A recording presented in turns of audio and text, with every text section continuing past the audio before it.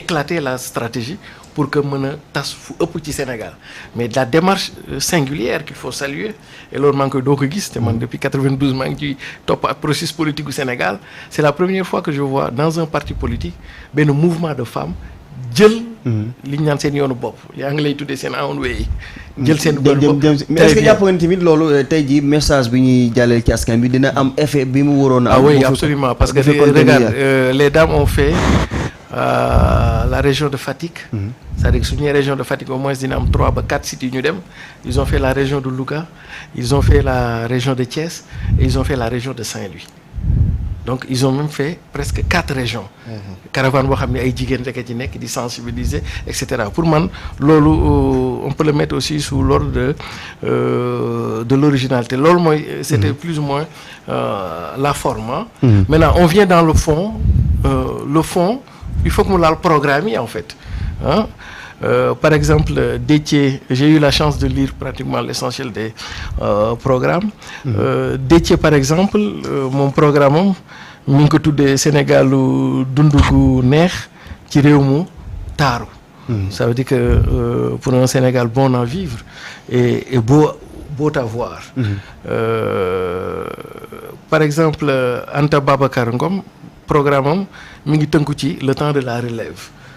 On est dans une forme de refondation, voilà, de transformation, de rupture, le temps de la relève.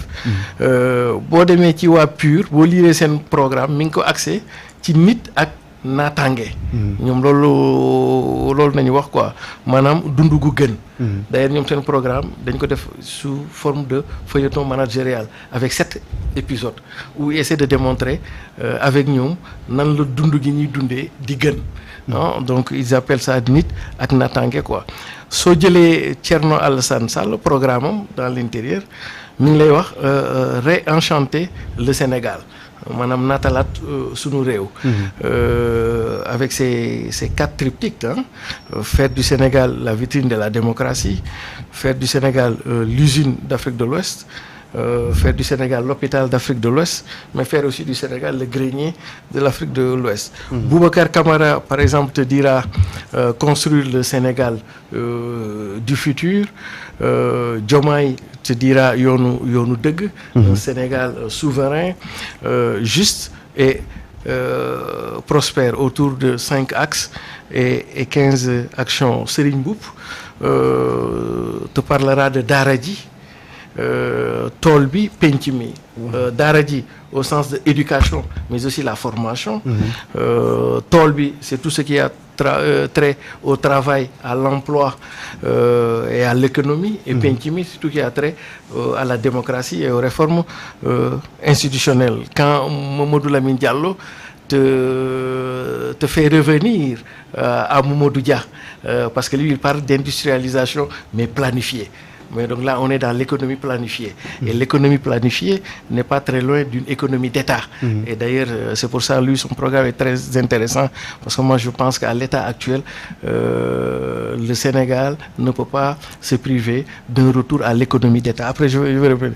Khalifa Sall te dira de Mottali Yéné, Amadou Ba de continuité. Mais donc...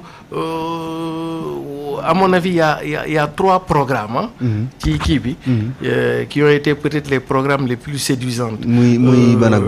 D'abord, en premier lieu, je parlerai de 3 nañu yoo xam ne ils ont vraiment attiré mon attention. ñett ñooñu ñan la. waaw bii jiitu c'est le programme de Diomaye. Diomaye Faye. Voilà. Même s'il y a beaucoup de choses à dire aussi, ça reste à parfaire un tout petit peu. Pour moi, am na ay questions yoo xam ne c'était prématuré. Mënoon nañu bàyyi ba après ñu doog ko wax, dont notamment le poste de Premier ministre. Mais ce qui est séduisant, c'était la réforme monétaire. C'est le seul point au niveau des programmes des candidats, moom la def débat. moom moo def entre les candidats en fait. Voilà, les candidats quoi. C'est qu'on appelle benn débat programmatique boo xam ni c'était intéressant. Malheureusement, Sénégalais yi gëjoon gis la. Très bien, mais malheureusement, on n'est pas allé jusqu'au fond. Et d'ailleurs sur ça, maa ngi recommander waa coalition Diomaye pour loolu ñu bëgg a def ici au Sénégal, s'ils veulent vraiment le faire avec ce qu'on appelle notre monnaie nationale, qui est devenu même un impératif catégorique, je leur propose deux profils pour gérer ça, et qui sont parmi nous les économistes, les meilleurs parmi nous qui maîtrisent ce domaine-là. C'est Cheikh Omar Diagne et Ndongo Samba Sylla. Au cas où les gens voudront vraiment le faire, je pense que Cheikh Omar Diagne, comme directeur de la Banque centrale sénégalaise du Sénégal, et Ndongo Samba Sylla comme directeur adjoint, au bout de 2 ans, ils pourront vous faire très bien. Ils pourront vous faire une monnaie qui va maîtriser, parce que monnaie ñaari enjeu rek ngay jël en charge au plan interne, que la monnaie puisse tenir par rapport à l'inflation. Et sur le plan international, que la monnaie soit compétitive. ñaari yooyu boo ko mooy pilier de tout ce qu'on appelle les politiques monétaires. D'accord. Bi ci des mooy le programme de Thierno Alassane Sall. Moi je pense que du point de vue d'articulation, c'est le programme que je trouve le plus sexy, hein, disons-le comme ça, tellement dans les il a dit tout, hein, c'est à la fois réenchanter le Sénégal, c'est à la fois un programme dense dans ses articulations du point de vue de nos propres pièges du sous-développement, comment en sortir, mais aussi c'est un programme, ma foi, assez poétique, hein, parce qu'on est dans le registre du réenchantement.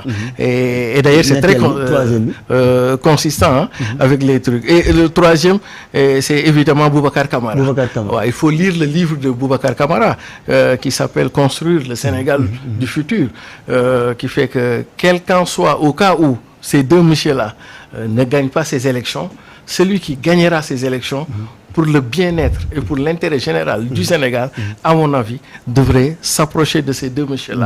Voilà, mais est-ce que jàpp nga ni en dehors de ces candidats, ou peut-être certains journalistes, est-ce que jàpp nga ni Sénégal yi tey consommé nañu comme ni ñu koy waxee, en tout cas yenn ci programme, parce que ñun li ñuy wax mooy que ni Sénégalais ñoom amuñu jotul lire programme wala sax duñu fal ci programme. Est-ce que tey non mais attention, parce que même ça c'est relatif, parce que da nga naan ñu bari ci ñun peut-être duñu lire, mais quand même au Sénégal il y a des gens yoo xam ni ils sont restés de manière voilà c'est-à-dire que li ñu tuddee intellectuel quoi, gars yi ñu ngi lire ba léegi, même si c'est une proportion bu gën a ndaw quoi, voilà mais xam nga élection dëkk moom il faut de tout pour faire un pays quoi.